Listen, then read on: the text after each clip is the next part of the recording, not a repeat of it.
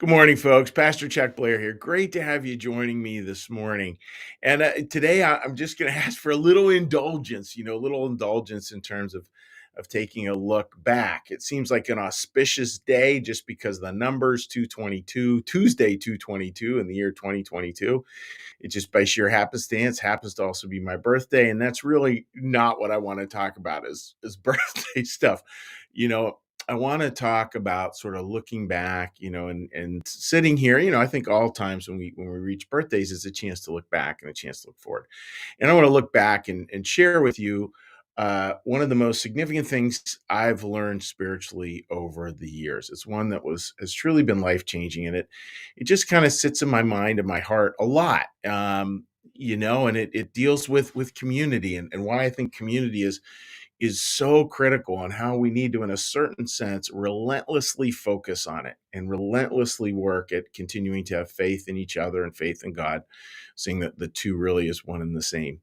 So what I want to talk about is one of my heroes, which is Dietrich Bonhoeffer. So Dietrich Bonhoeffer was a Lutheran pastor. He has a lot of Swedenborgian / New Church connections, which is fun.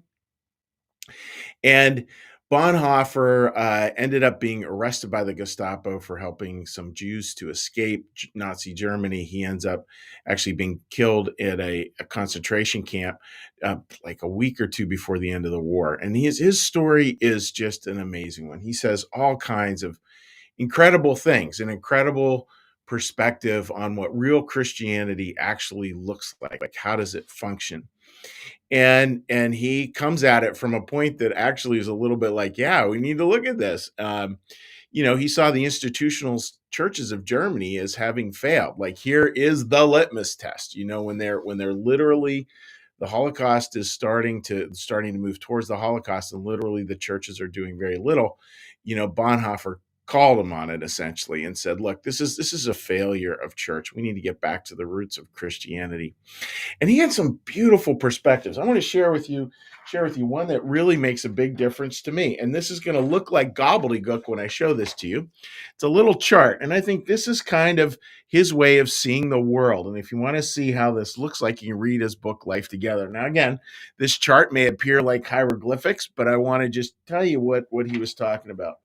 Bonhoeffer said something interesting in the book Life Together. He said, those who love community, ready for this? Those who love community, in other words, obsessively love community, will actually kill it. Those who love God and other people will build community, which is kind of interesting, right?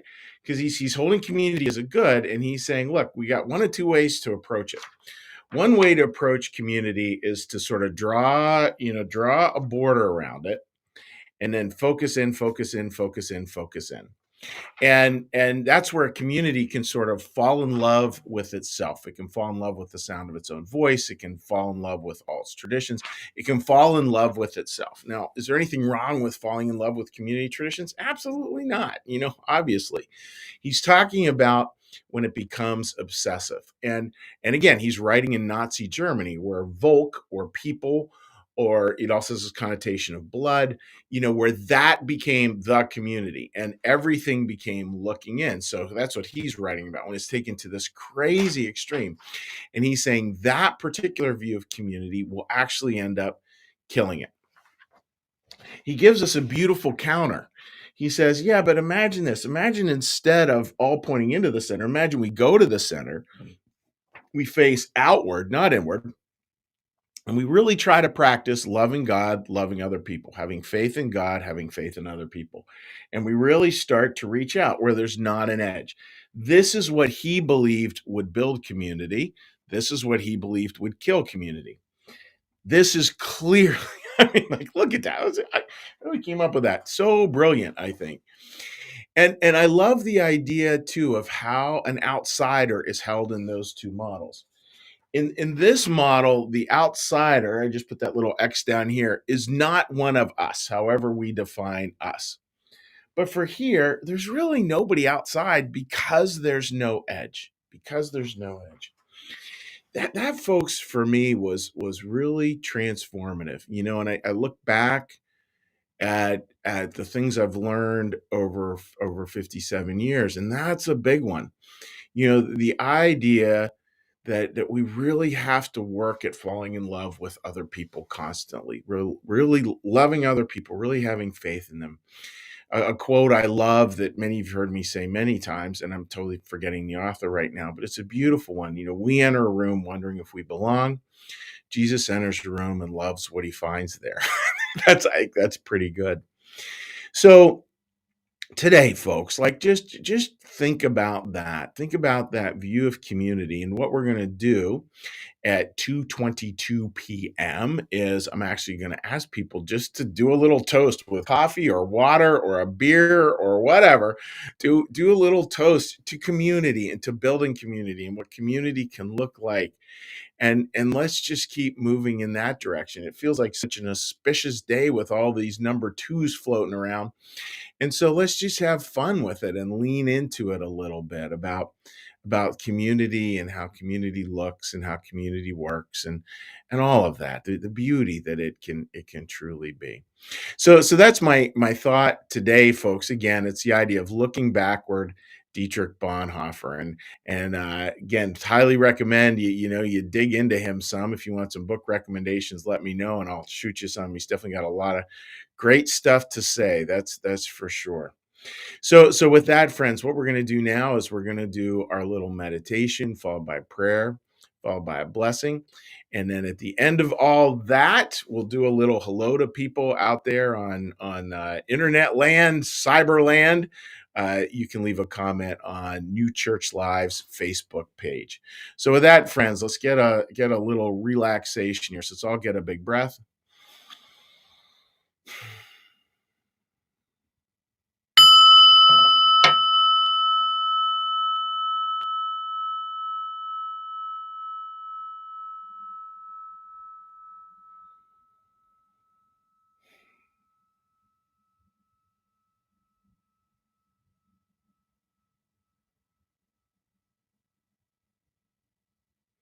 Be still and know that I am God.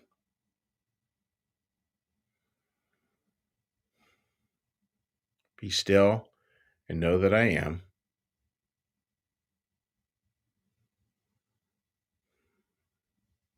Be still and know that I.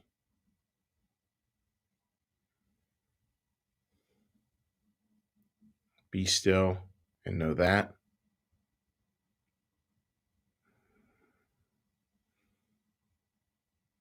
Be still and know.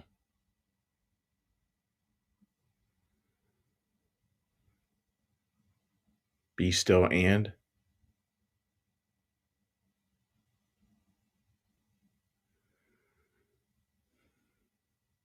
Be still.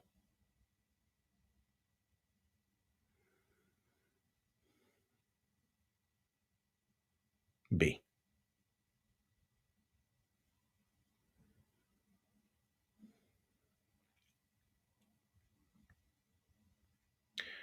Our Father, who art in the heavens, hallowed be thy name. Thy kingdom come, thy will be done, as in heaven, so upon the earth. Give us this day our daily bread, and forgive us our debts, as we also forgive our debtors. And lead us not into temptation, but deliver us from evil. For thine is the kingdom, and the power, and the glory forever. Amen. May the Lord bless you and keep you.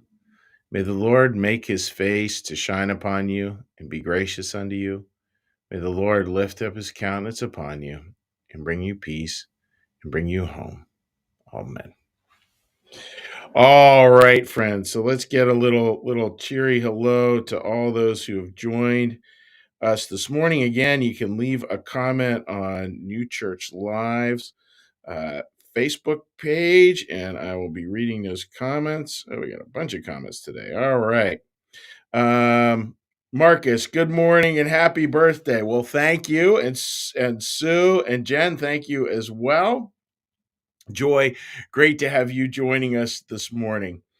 Uh, if you're Brandon writes, if your opponent has a conscience, then follow Gandhi. But if your enemy has no conscience, like Hitler, then follow Bonhoeffer. That's good. I'd never heard that quote. And he's fat. I mean, Bonhoeffer. Oh, I could talk about him all the time. Mandy, thanks for the message about inclusiveness. Yeah, it's it's really big. Somebody in our online monitors a couple of weeks ago, John and Karen Childs, who are such a blessing. John had said, like, I appreciate the relentless the relentless focus on community. And I thought, yeah, it is a little relentless because I think it's that important. Uh, Brandon writes, I had a big orange book on Bonhoeffer from college. It was written by one of professors. I hope I got that to you. Otherwise, I'll be. No, Brandon, you did actually get it to me. Matter of fact, I was just looking at that yesterday, noticing the covers. So funny. Happy Tuesday, and of course, birthday. Hope it's awesome for you. It will be, Carl. We sure are looking forward to it. Uh, yeah, you know what? And that's a beautiful way to put it, Mary. A community is not a clique of familiarities, and that's true. And that constant, I mean, and Jesus just lives this all the time, right? He is the model of this. He's constantly reaching out. He's constantly going, crossing over those lines between who's in community, who's not in community. I think we're supposed to do the same thing. And yeah, Joy writes, cheers at 222. By the way, for any of you who are local, we'll be getting together in person to do a little in-person toast at 222 over at Iron Abbey in Horsham, Pennsylvania. If you would like to join us, you're more than welcome to. Yeah, lunch at 1 p.m. and then a little toast at 222. You don't have to come to lunch, just grabbing some buddies to do that. But if you want to join us, then feel free to. So, friends, that's the thought for today.